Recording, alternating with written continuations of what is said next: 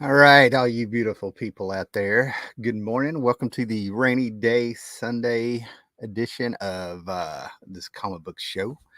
Got to tell you, man, it's a beautiful day out there. Started out, what is this, Memorial Weekend, and it's Sunday coming at you May 29th, 2022. This Memorial Day weekend actually began on Monday or Friday, this past Friday, because it's that twice a year event at Hillsville, Virginia Flea Market, where they turn most of the town into a gigantic flea market. They do it Memorial Day and Labor Day, and the one that they do on Labor Day is actually much bigger, but I figured I would go down there and see what I could find. I actually did the thing that I always do. I'll decide that I'm not going to go to a comic book convention. I'll just skip it this time. I want to skip this flea market. I got other things to do. I want to do this. I want to do that. And then it's like my body knows. It's like I've done this. There's just a clock inside me that is completely on its own because I'll wake up at 6 in the morning, wide awake and ready to go. So I'm like, I guess I'm going. And I'm actually glad I went this time. It was interesting to be able to get out after the last several years of us not being able to do certain things because of the plague that whose name will not be mentioned. But I was also able to like look around and take things in, and I decided that this time I was going to take my time and just do this for fun. Usually, I have a system, a mindset that I'm going to get down there and I'm going to attack the whole town. I'm like a little machine going through the boxes, and this time I just was not going to do that. So I was like, I'm going to have fun with this. So I stopped and got the coffee. Took time driving, and I got to tell you, I stayed within budget because there's another flea market coming up. There's a Heroes Con coming up. There's the Blue Ridge Rock Festival coming up in September. All sorts of things coming up. So I'm just sort of like, let's not blow our load on the little flea market here to start out. But I got to tell you, the gas prices got me, blew my. I was sitting there thinking of all the things on eBay I could have got for what I paid in gas for a round trip to this flea market. So before I get to the books, I also had I stopped at, I've had two other stops at these antique shops and stuff, right? So I got just a few books to show from those, and then I'll get to what I bought at the flea market. But there's some things I saw. There's a guy. I really hate saying this, but I don't know what was going on with him. But he's a vendor at Hillsville. I bought off of him for years, or just checked in on his stuff. He's giving me a good deal here and there. And he's really a nice guy. But he'd been there. I went there Saturday, and I walked in, and his entire little lot, his tent was a mess. He seemed to be really like he couldn't focus. I don't know what the deal was with him. And I think it was his wife there, and she was already kind of like wound up, like just sort of apologizing to people, a little overwhelmed and stuff, right? But I got to tell you, when you're doing flea markets, and I've sold at flea markets, you got to keep it simple. People are on the move, especially when you're on a huge flea market. It's get in, go through the boxes, dig on. I got to move. I'm on the hunt. I'm on the search and stuff. And he absolutely wasted my time and everybody else's time. I came to find out. So when I got in there, I knew how this guy works. He has a little table of stuff that he prices as the day goes on, but he has stuff that's out. And this time he was completely and totally confusing. And as I was digging through boxes, people were talking to him and then walking out a little bit mad. And I just sort of let it, didn't really pay too much attention. And then he got me. Then he got one of my buddies I ran into. And then I ran into another person that said, "What's up with this dude?" and stuff, right? But long story short, I wasted time going through three boxes because after he explained to me what he was doing, he had three boxes that he said was full of nothing but number ones. And to kind of go through them and then price them, he priced some other stuff. And he had a sign on them that said these were like $2 a pop and stuff. So he gave you two different stories and he pops up with a third. After I go through those boxes and I find just five key books, three boxes, only five key books. First appearance of Bane is one of the keys. That's an example of something some of the books I found. The rest of it was like Power Pachyderms from Marvel Comics #1, and that was like that's where we're at with the rest of them. Let's just leave it at that. So I was like, "What are you doing?" And then it turns out he goes, "Oh, I don't think I was clear." And then he lifts up one sign that said $2 a pop, and there's a sign underneath that still makes no sense unless he explains it to you. But he drew these three symbols that were supposed to be arrows. But if you saw it, you would think he drew some sort of weird clock. And what he was doing is he was taking those 3 boxes and selling them for $1,000 at a flea market. And then nothing else was priced. Nobody else was going on. He didn't really have a lot to begin with. I'm sitting here thinking, my God, you've been here for a day and a half. Get your shit together.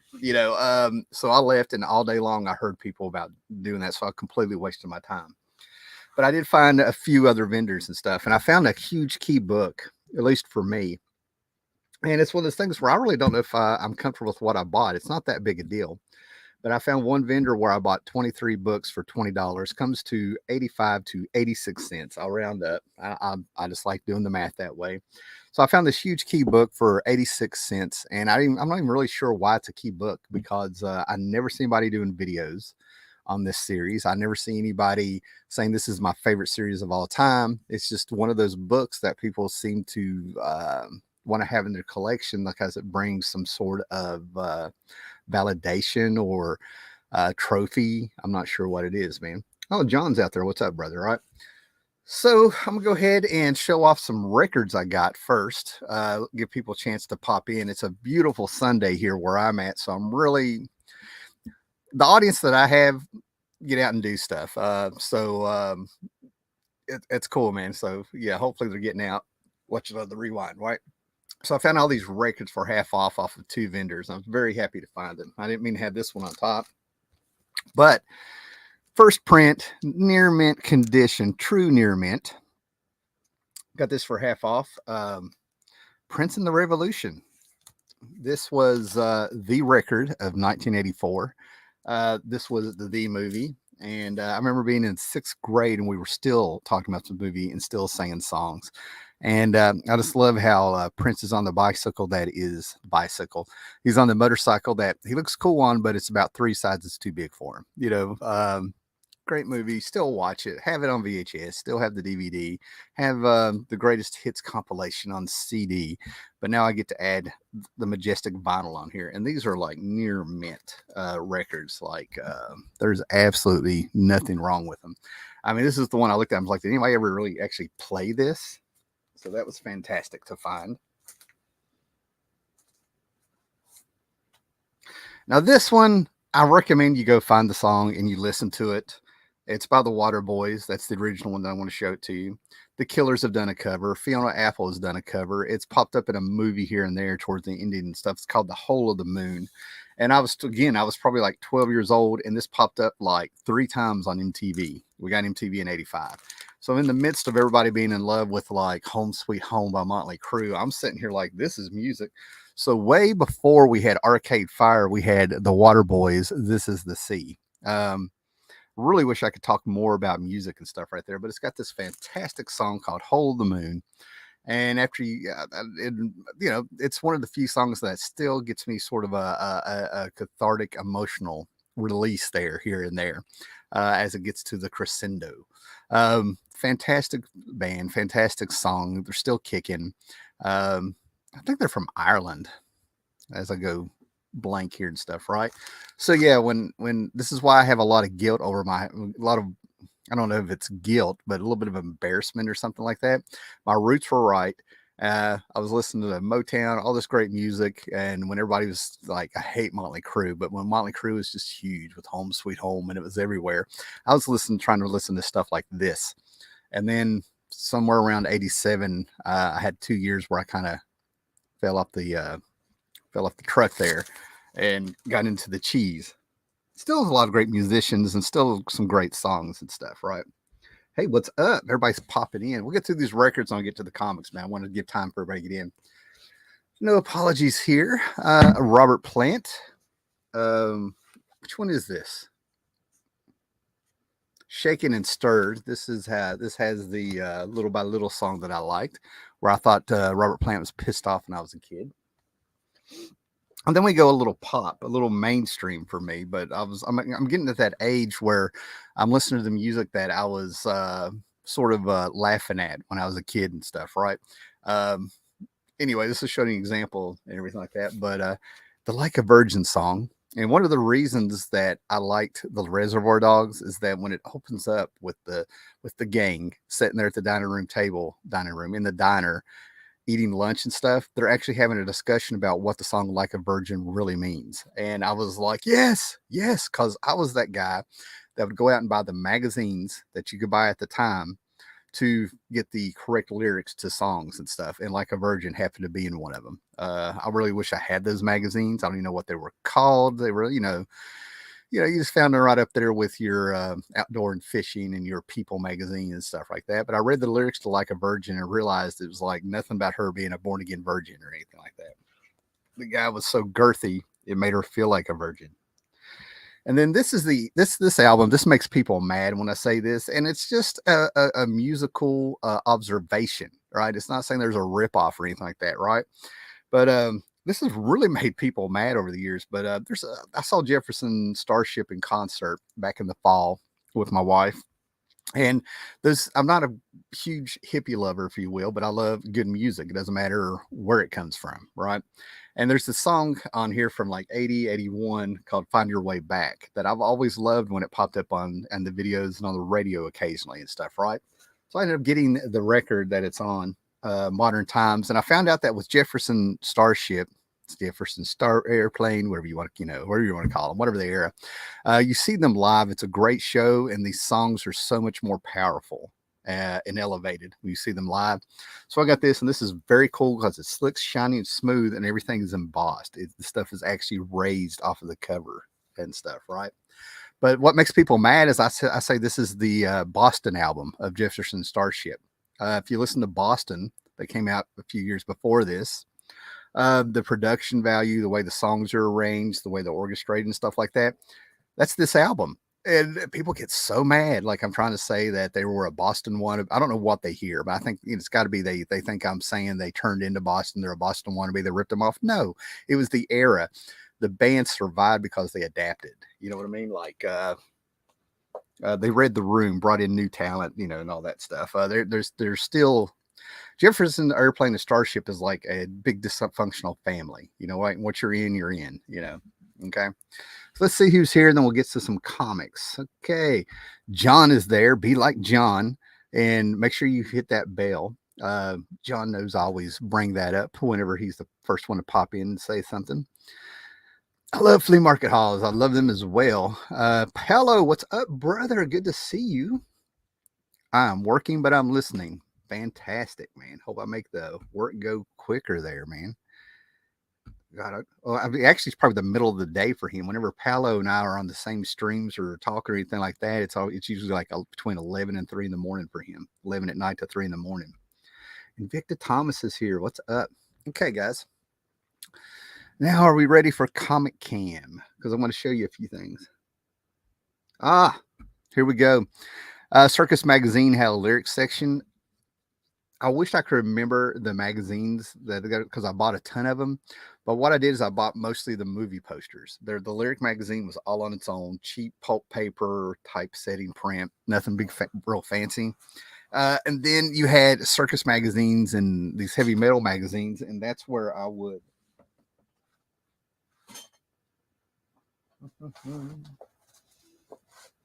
And that's where what I would do is I borrowed a set of pastels for oil pastels from the art department, and I would take the magazines and fold out the posters, and I would draw pastel pictures of like Axl Rose, Bret Michaels, all this stuff like that, and I would sell them for like about $10 a pop. I was hustling even way back then. So yeah, I completely destroyed those magazines, but I had like a great big huge homage on my wall to Guns N' Roses because that was the time. Okay, let's bring up the microphone. I think you guys have the microphone. Let's bring up Comic Cam. I think you guys have waited long enough.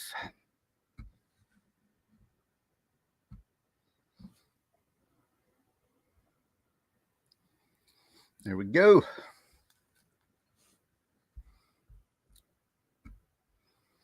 All right. So what we have here are some some antique shop finds before I made it down to the flea market. Watch me go blank now, man. But this is a key, Captain America. I found 5 of these books for a really good price. Really, not too bad. But this is a key book, Captain America and the Falcon, but it's just Captain America proper, number 186. This is a key book because it's the origin of the Falcon, probably a retelling, if I had to say, right? Steve Englehart, Steve Gerber, Gary Conway, Lynn Wein, to a certain extent, Marv Wolfman, and stuff. These were the writers that seemed to rule the 70s, the Bronze Age. Getting closer, I think I just need 2 issues to finish out my Jack Kirby Black Panther run. I had probably like the same out of this entire run. I probably had 7 issues of the same of the comics forever. Some of them came down from the stepdad. I read as a kid and stuff. Beautiful, beautiful copies. This is what gets me. This thing still has a sheen on it. Still glossy. And so fantastic, man. But number 10, some Jack Kirby goodness. And I tell you what, I'm a sucker for, man. You have a caveman, you have a Bigfoot, you have post-apocalyptic. I'm simple. Anything that brings it down to bare necessities and survival, or that feeling of getting back to the woods, a simpler time and stuff like that, getting back to nature, even in his savagery, I'll grab. So here's Black Panther versus a Yeti. I mean, what can I say? I'm a sucker for that stuff.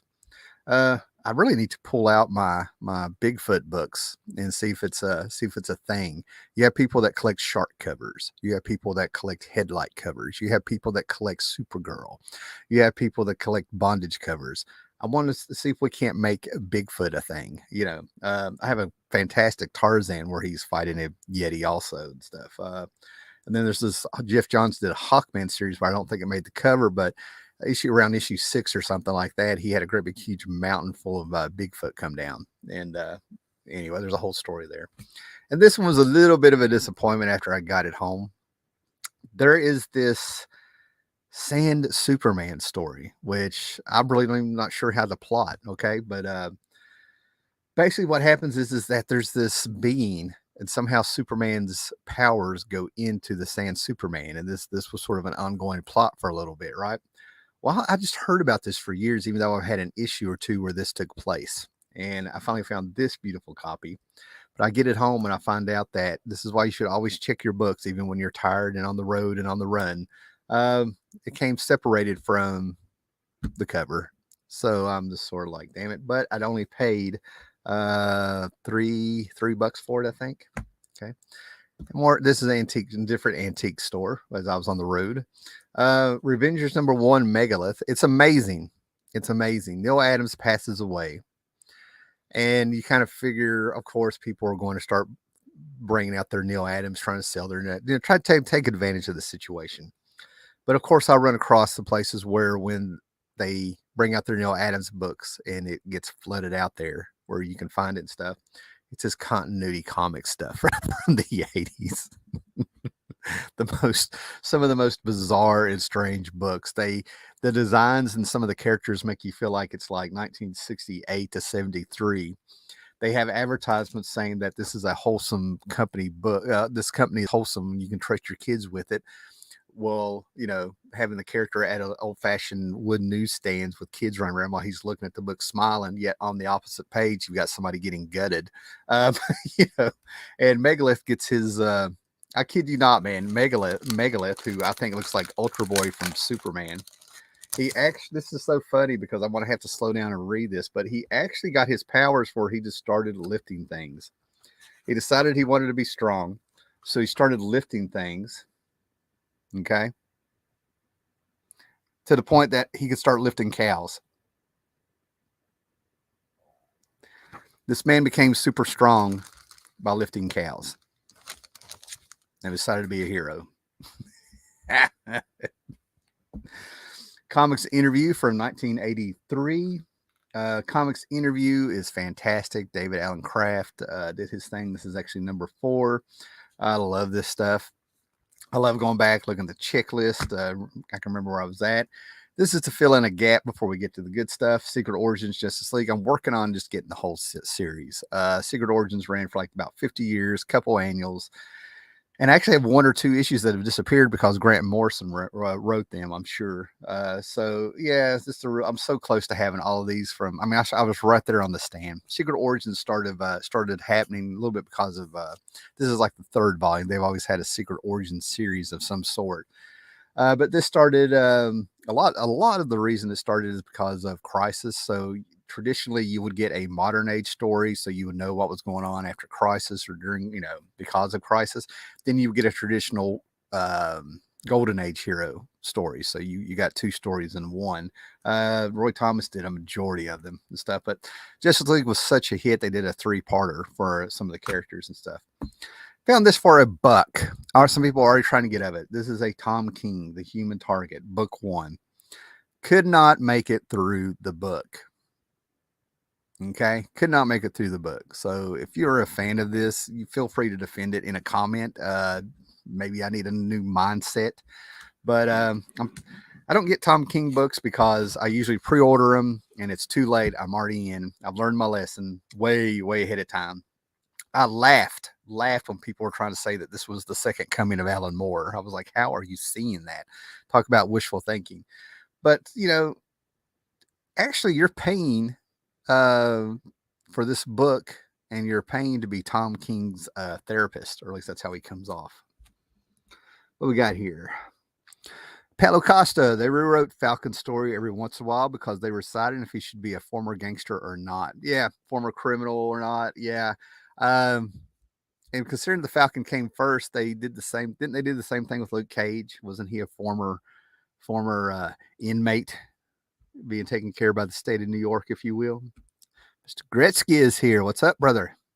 But anyway, let's just get this piece of garbage out of the way. Now we're at the flea market hall, guys, right? So I think we're going to get through this pretty quick here and stuff, right? So I think this is 23. Like I said, there were not a lot of vendors there with comics, records, a lot of people there. I'm sure there were interesting things.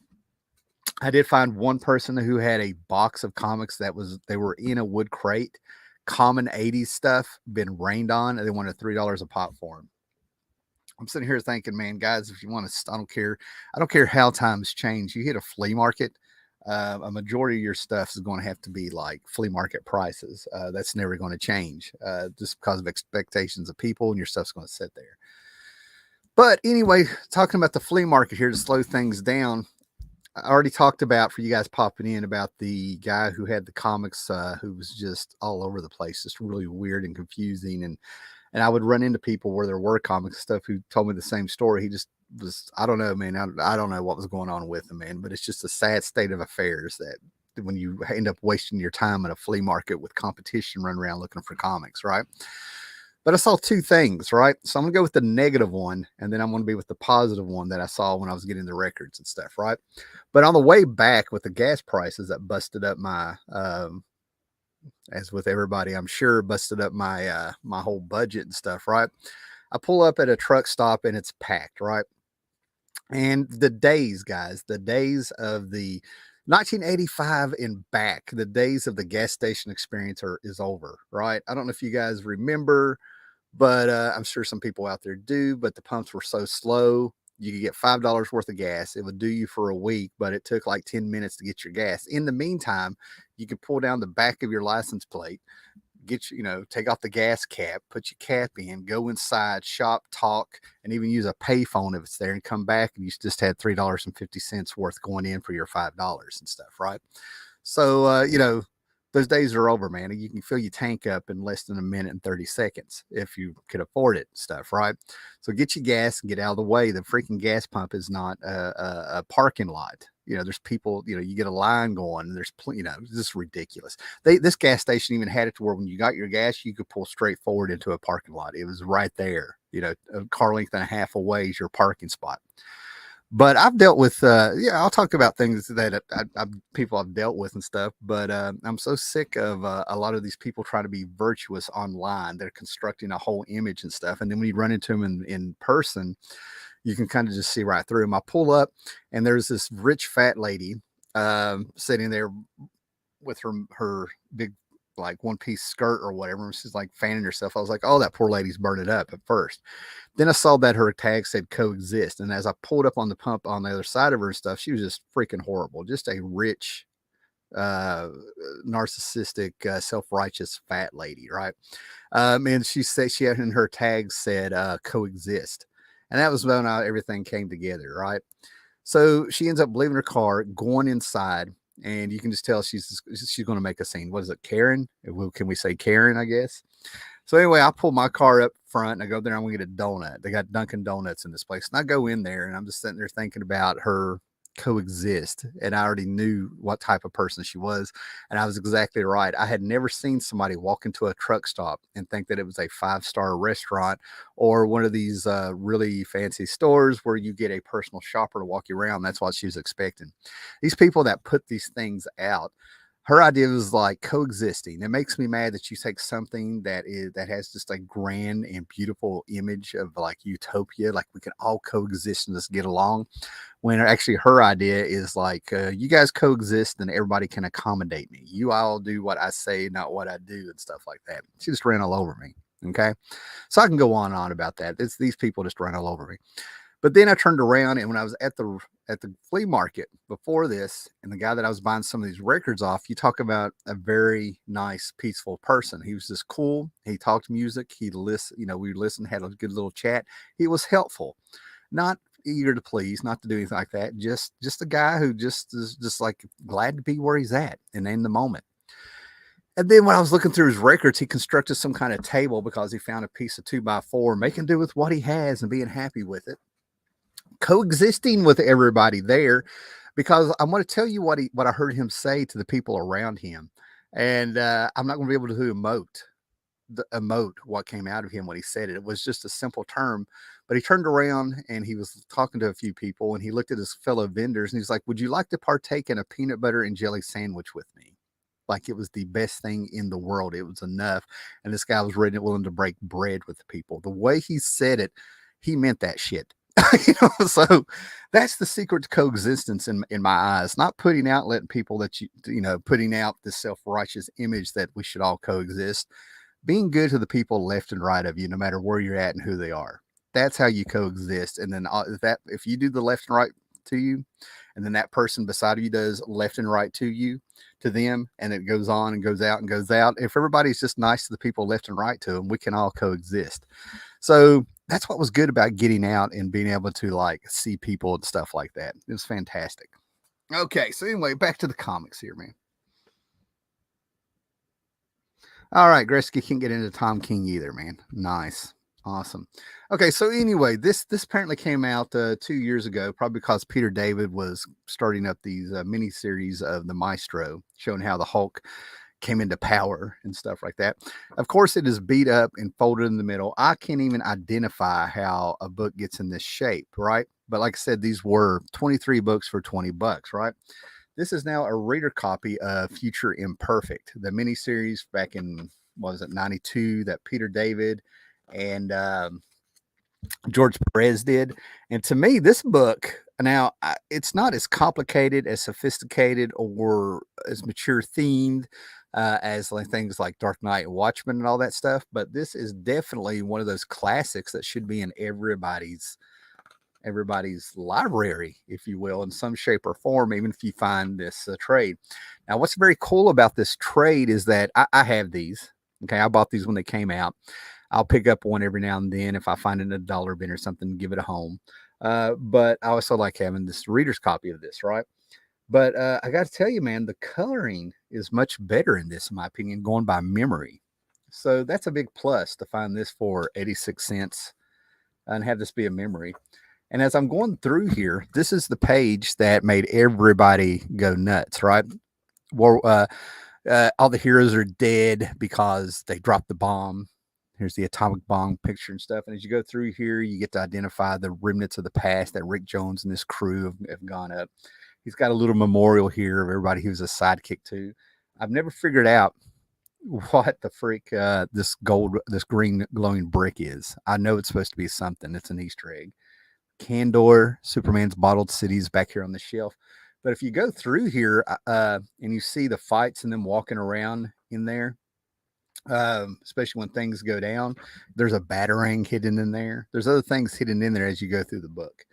But anyway, this is just a fantastic classic little story. And these two pages are still referenced in articles when people talk about this and stuff. So this is when things were just fun. And you can just tell George Perez was having a blast with this, right? Fantastic stuff.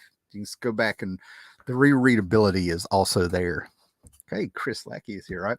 All right, so I picked this up, and what I love about this is martial law. Not everybody's cup of tea, but to me, this is the martial law was the bastard cousin, if you will, of books that changed the industry. Watchmen, Dark Knight, and then over here, if the black sheep of the family was martial law coming out of Epic by Pat Mills and Kevin O'Neill, right? Seriously, it's an overwhelming book. It's overwhelming to the senses, if you will, with a few things. And he hates heroes, right? So let me try something here and hope we don't mess anything up. I'm noticing the lighting is not that good.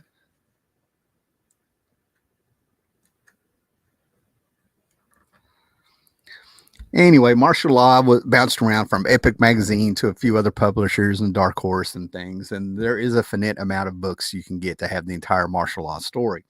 Anyway, there was a war, much like Vietnam. A lot of people were given powers, but they had PTSD and ugliness and just terrible stuff and everything like that. And martial law hates heroes. He's a heroes hunter that actually works for the San Francisco like police force in this very overwhelming world that they've designed, people like Gang Green and stuff. And what the book does is that it satires the flaws of superheroes, and it's why martial law hates them. This book went on to have a 2-issue miniseries with Pinhead from Hellraiser, The Mask, Savage Dragon. It took on the Golden Age heroes in Babylon AD. Of course, it has recurring characters, it's just I think it's just a fantastic little corner of continuity all on its own. They actually came out with a complete omnibus of all the stories, I guess. I've never really laid eyes on it. But what I love about this is when I find a martial law book, it's always an upgrade from what I already have, right? Okay, so I do not recommend these books, what I'm about to show you here, right? When it comes to the Bronze Age and the Silver Age, I'm always like, DC had great books in the Bronze Age, as long as you didn't touch the superhero stuff, right? They had a lot of great books out there, right? But their superhero stuff, I could never figure out. I was like, what's wrong with you, right? But I've got characters I just love. Okay, I have characters I just love. What is this? It's Martial Law, not Watchmen, which is the best deconstruction superhero work of the 1980s.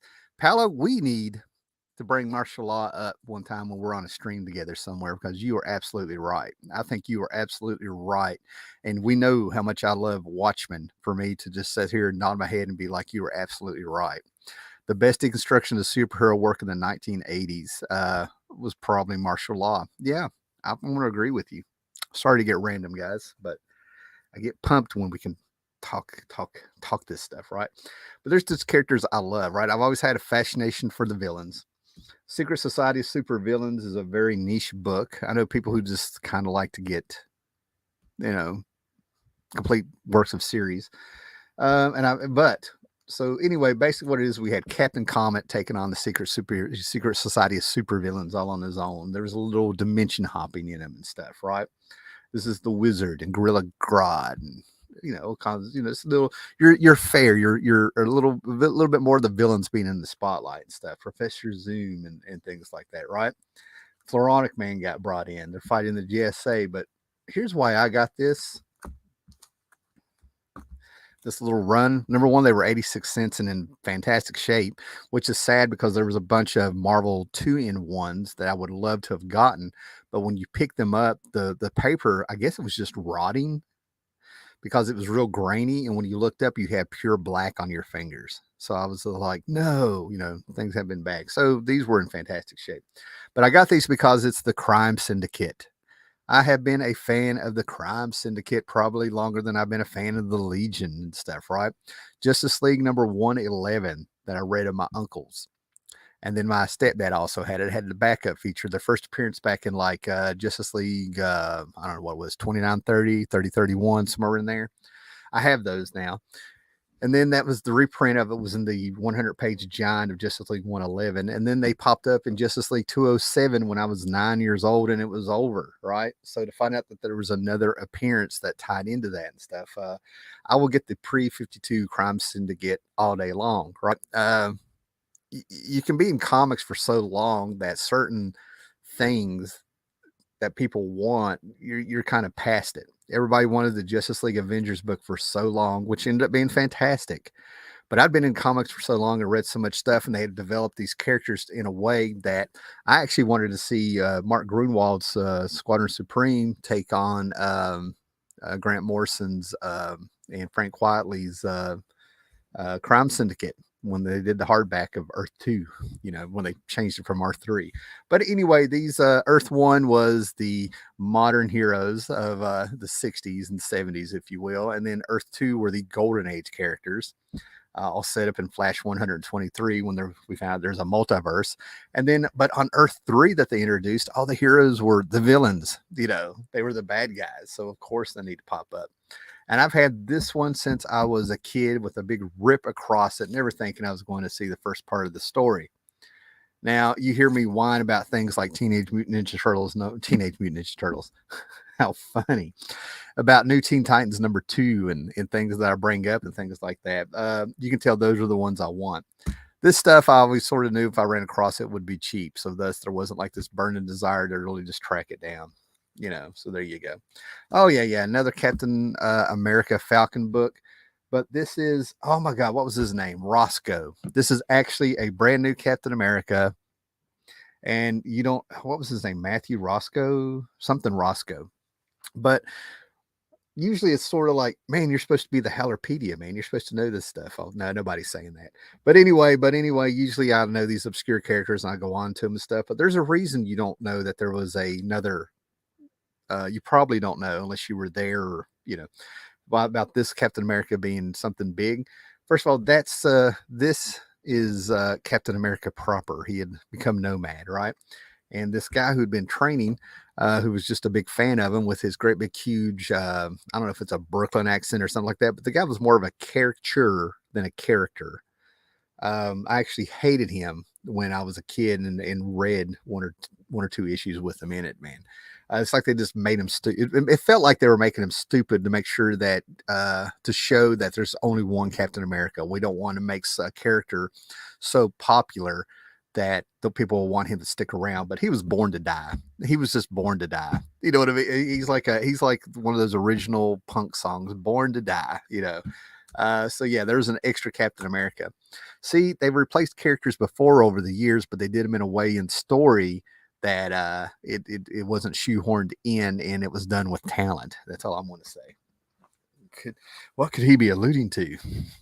My coffee's kicking in, guys. Yeah. So there was a ton of Marvel Age, right?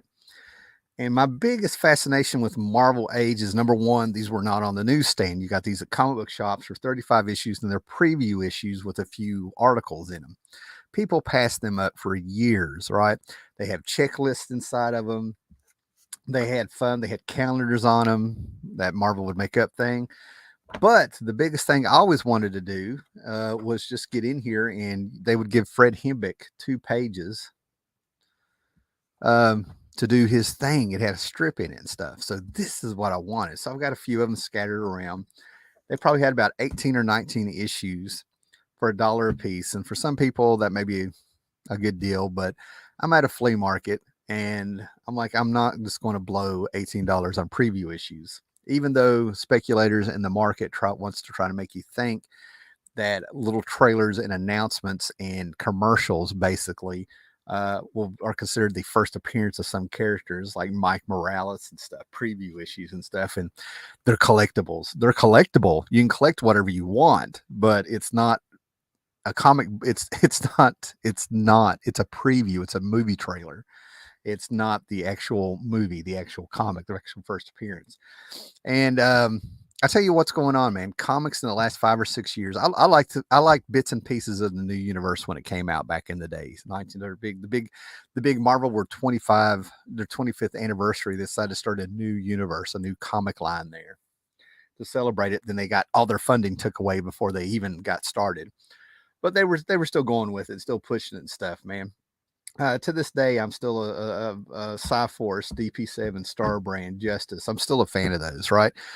But I admit these books aren't great, and it's so easy to. I could have had a complete set by now, just over the last 3 or 4 months, what I've been running across, right? So I'm collecting bits and pieces of that and stuff, right? So I figured why not get the Marvel Age books? But they actually dedicated 3 issues on Marvel Age. I've got part 1 and 3 here, leading up to the 50th anniversary, talking about the new universe. And these are informative. I wish I'd known these were that informative because they have Marvel history in the back of them. Here's 1974 part 1, what was going on. They even give a little bit of a price guide in here. The tryout book. Let me see. But one of these, I just found out Walt Simonson had to design Justice. And it's probably in the 50th anniversary. But yeah, I did not know that Walt Simonson had come in and designed some of these characters. I think he designed Justice.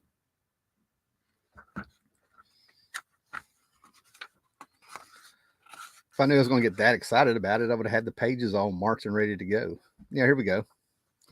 Yeah, they give you design work. Here's Walt Simonson's earlier version of the Justice costume. Of course, it's in blue pencil. Walt Simonson's sketches of Cyforce. I never knew that they brought in people to do design work. Now, Walt Simonson, Louis Simonson is going to be in Heroes Con this year, I think. If I've met him once or twice before, talked to him online before, but somewhere on the line, I want to like really ask him about were you really involved in the new universe? And then I got this one. This is Marvel Age number 32, a couple years before the ones I just showed you and stuff. But this has to be around 85 because this is a Paul Smith cover. Yeah, Paul Smith cover from 485. And they had this fantastic storyline that Claremont constructed there where we had the New Mutants get kidnapped and taken to Asgard, and the X-Men go to Asgard, the Asgardian wards, if you will. Loki actually took Storm and made her own version of Yalnor and made her a storm goddess, if you will, and things went from there. And it brought me in. I was kind of resistant to the X-Men. Like I'd had a few of the comics and stuff, but I was so contrary. Everybody was into Titans and X-Men to the point that I was just sick of hearing about them. I was moving on to other things, but I could not turn this down. Art Adams came on, this beautiful Paul Smith art. And I'm sitting here acting like I fought for years. I was 12 when this came out. 12 or 13. 12 going on 13 when all this came out. And then I was hooked. I was there.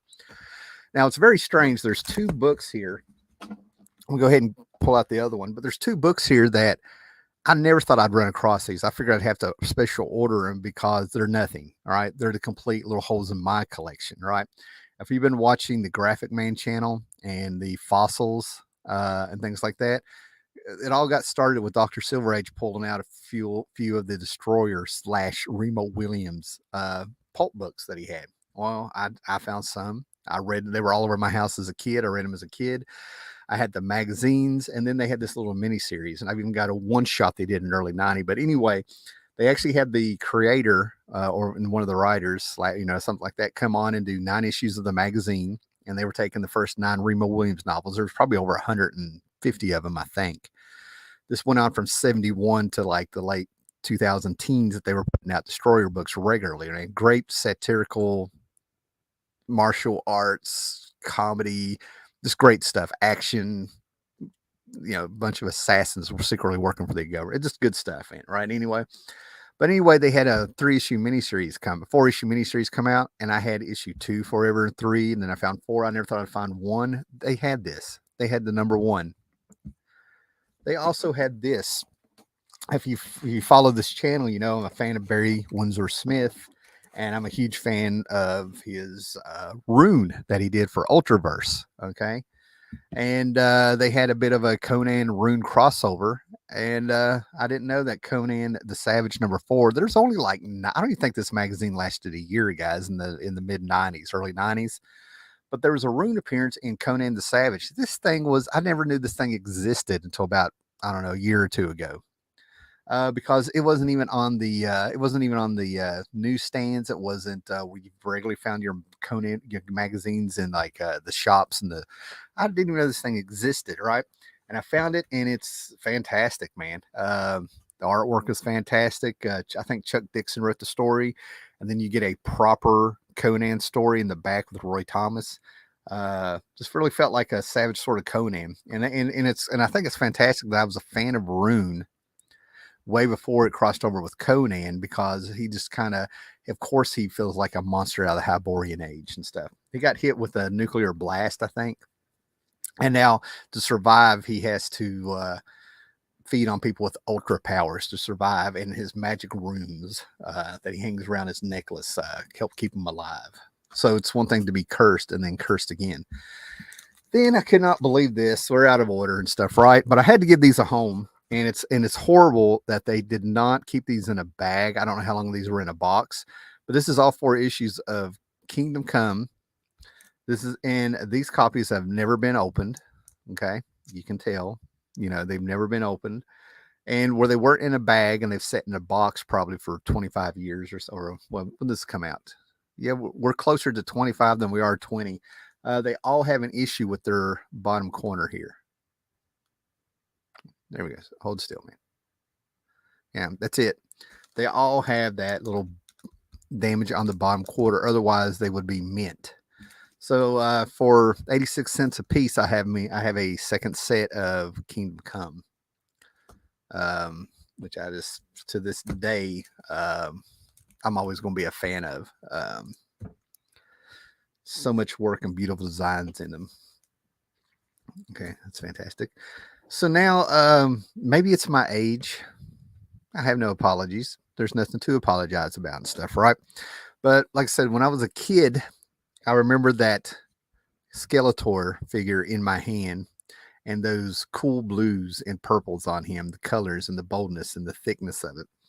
And when it came to the toys, it was all He-Man / G.I. Joe. That was it. I had the shield. I had the power swords that were black and gray that snapped together. I would try to like take the shield and put it on my door and then try to cross over the swords to make a design. I had the coloring books. I would get the figures. And if you want a little sadness here, I guess, but when I was 10 years old, I hadn't had a birthday party since I was like about 7. And when I was 10 years old, that was my last birthday present from my family. And it was a Man at Arms figure.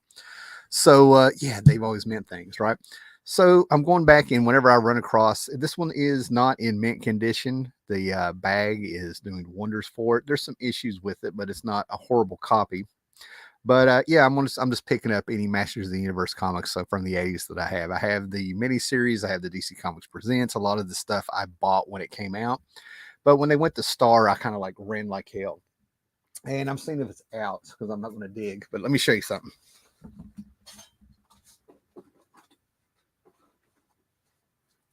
But since there's people who locally watch me just to trying to find the honey pots and stuff, they'll know who I'm talking about. But I got totally ripped off at a little toy convention locally around here with this Star Comics #1. What am I doing? Sorry, guys, have it. So I found this #1. The guy gave me a good deal, and where I had bought off him for years, I didn't really open the bag and check it and stuff. Turns out he's a freaking weirdo. So when I got home and I unbagged this, man, it turns out, and it's gotten worse since I've owned it. Rusted staple. The thing smelled like complete mildew, water damage throughout. So I had words with the guy when I saw him about 3 or 4 months later and stuff, and warned people against them. So buyer beware. I'm so excited to have that #1. But anyway, fun series, fun time. Sometimes comics just need to be fun. Now we are at, I didn't know it was that close to the top. Now we were at the big key. Okay. This is the one that this is no big deal. In reality, in the real world, it is no big deal. All right, what we got here? Let's do some comments. Some interviews have been included in Epic Collections or Omnibuy. Absolutely. While clearly promotion material, I think Marvel Age is an interesting history piece of the history of marketing comics and deserves to be preserved. Yeah, I agree with you.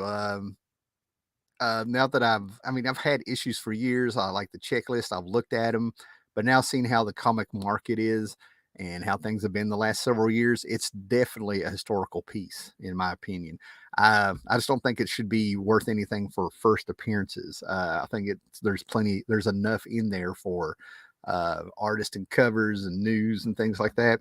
And like you said, or how the market was back then. Eric Breen is here. What's up, brother? Good morning, Tim. He wants to talk about comic book runs tonight. You available? Probably not. Probably not. The wife is just gotten home yesterday, and I want to spend some time with her. But I have you on Twitter, brother, and if anything changes, I will let you know. Graphic Man. All right. What's up, brother? I think I mentioned the show earlier in this show, Fossils earlier in this show. Is Harbinger number one the first Valiant book? I can't remember. No, it's not. The first, well, it depends. Doom Space Marine.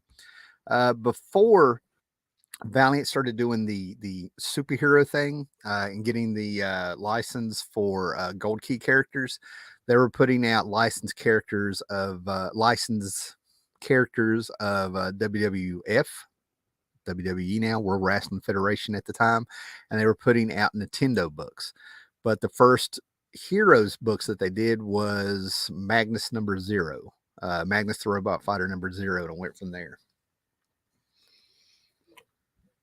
Okay, so I found this Harbinger number one. This has been a little bit of a white whale. This came out, it says, they say 91, but it's got inside, it says early 90, I don't know, 92, 91. Anyway, but when this came out, I was doing my 9-month travels, backpacking, if you will, across the East Coast and stuff, right? Young kid, just wanting to get the hell out of where he's at, hit the road, backpack. I had a green duffel bag with all my clothes in it and my radio and my cassettes.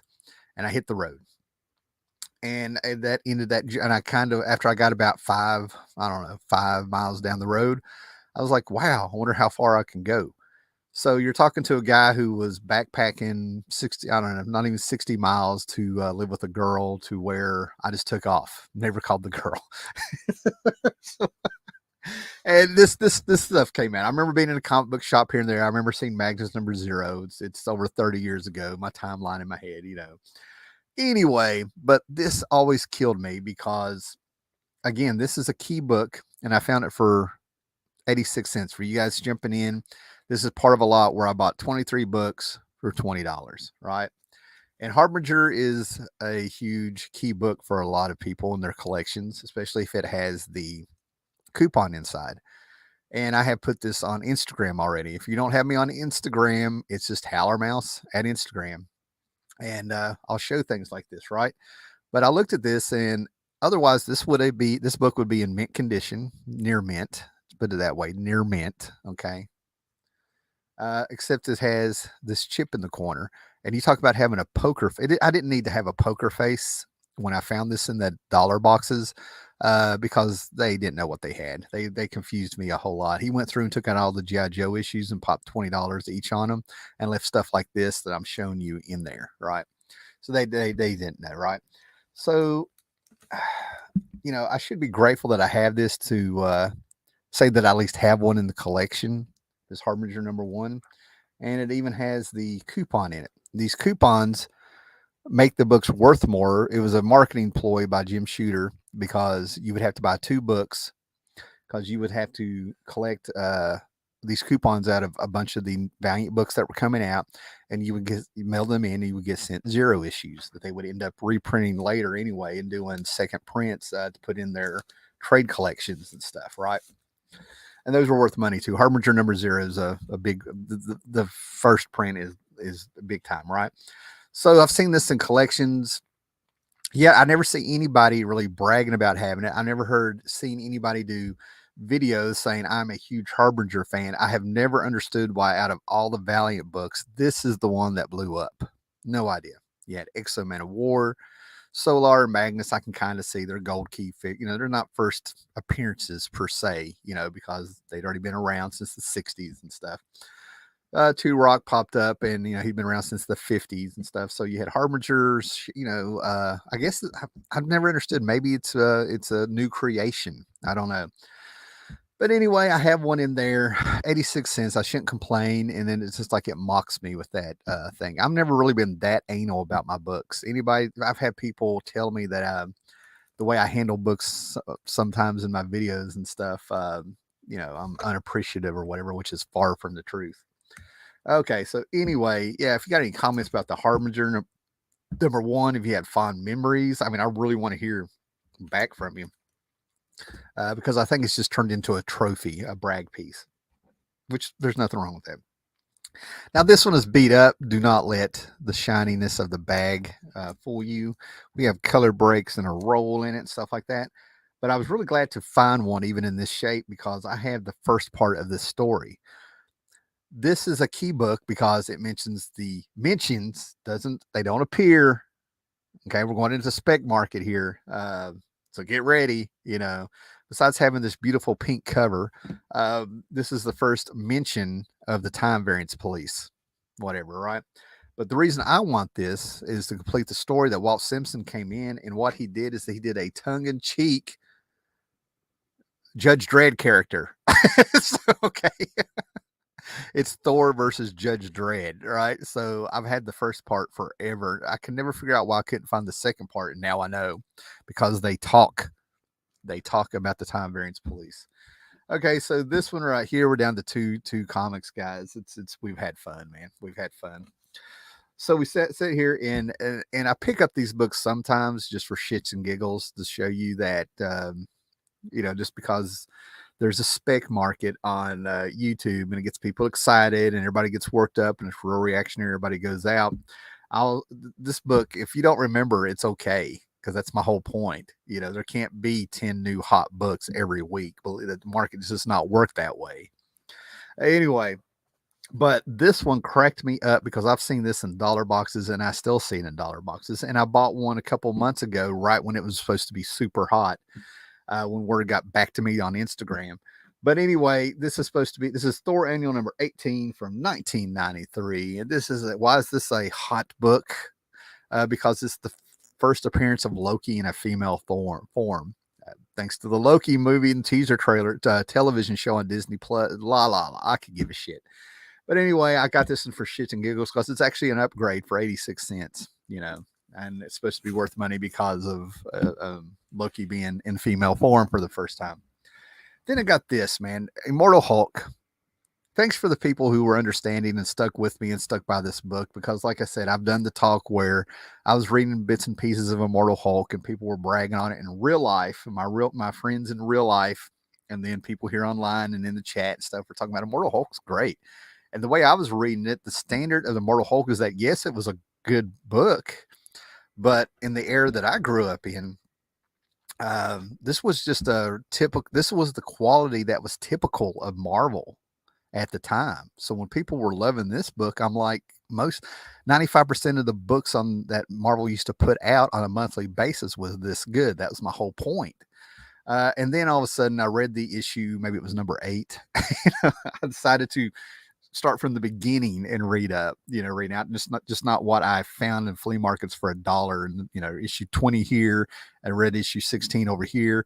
I sit down and just kind of started reading them from beginning to end, different versions and trade. I think I got something like I have over half of the series and stuff, right? But this is number 20. I already have it. This is a variant cover, by the way. That's the whole point of me getting this. When I find these Immortal Hulks, I buy them up. Especially considering that I've been at cons where people were trying to get me they were asking for $40 a piece for them. A piece. Okay. 50 issue series, over 270 books counting variant covers. That's what amazes me. There's over, I think it's 370 or 270 or something like that. But anyway, if you go back and look, a 50 issue series ended up having almost 5 times? No, wait a minute, 4 times. Anyway, they made a bundle out of this with variant covers, right? But anyway, it was like around issue 8 that won me over, where the Hulk was actually chopped up and put in jars and on a satellite. Like, his head was floating around over here, his hands floating around over here. I was just like, this is good stuff. That's hardcore sci-fi horror if I've ever seen it. So anyway, I had a fun time yesterday. Got to observe some people, see a few things, got to see an act of kindness, got to see an act of hypocrisy. That gave me a good story because of the balance. And what we have coming up is a few things. There's another flea market coming up on Saturday. I usually have fun there, even if I don't find great stuff. It's the one I enjoy to walk around on. It's much smaller. You pay $1 to come in, good food. But at the same time, there's also a comic book convention coming up in Knoxville, Tennessee next Saturday. And I'm playing around with the idea of going there. Then June 24th, 5th, and 6th, 24th, 25th, 26th, we have Heroes Con, and I'm still going back and forth if I'm going. After going to this flea market, that's only an hour and a half away, and seeing what it cost me in gas, I can just imagine what's going to cost me to go 3 hours away. And people are now paying outrageous prices for parking. $28 to $35 a day is what I found. I'm like, are you serious? I paid $20 for the whole weekend going back 20 some years. I don't get it. So we're still going to do a little bit of research there and stuff. I would really love to go to Heroes Con. I'd really love to go to Heroes Con, but I'm not paying almost $200 for gas round trip, and then $100 for parking for the whole weekend. Are you serious? And then we're also planning on going. I think the tickets are bought and stuff, but in September, I can't remember where it's at. She just told me. But anyway, they have this huge 3 to 4 day festival event coming up, Blue Ridge Rock Marathon or something like that. I want to end up talking about it in a future show just to let you know and stuff, right? But it's going to have like St. Clown Posse. I don't know. I saw something like 50 bands and stuff. Alice Cooper. I'm gonna have to.